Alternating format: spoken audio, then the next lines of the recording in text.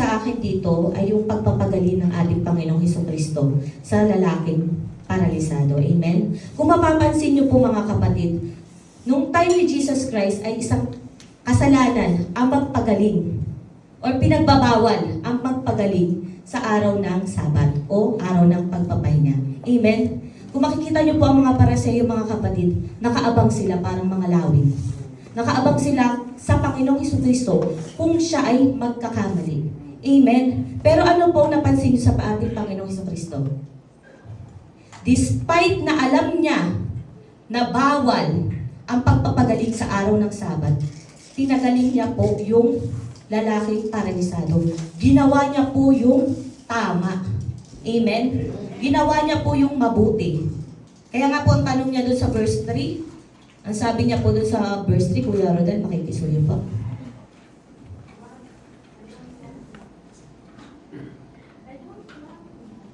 Ay, verse 4 pala po yan.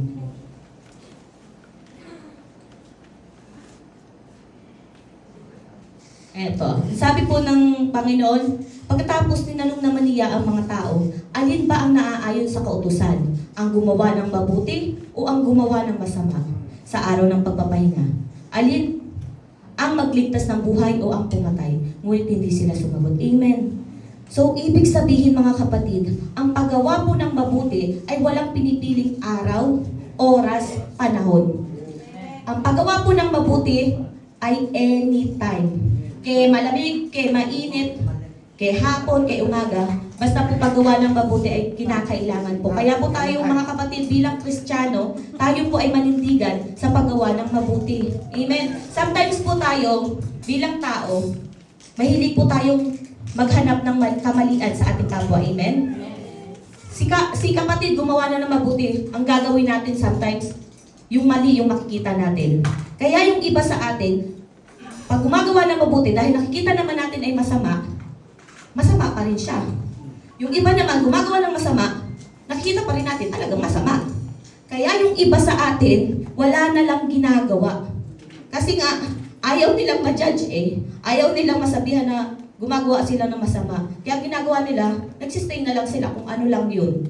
Yun na yun. Pero bilang tagasunod po ng ating Panginoon, bilang Kristiyano, na followers ng Panginoon, tayo po ay tinuturuan ng ating Panginoon na gumawa ng mabuti. Despite tayo po ay sabihan ng ating kapwa, despite tayo po ay i-condemn ng ating kapwa, dapat po piliin natin, ang panindigan natin ang paggawa ng mabuti tulad ng ginawa ng ating Panginoon sa paralisadong lalaki. Amen? Yun lamang po. At nawa po tayo mga kapatid ay magpatuloy lang po sa paggawa ng mabuti.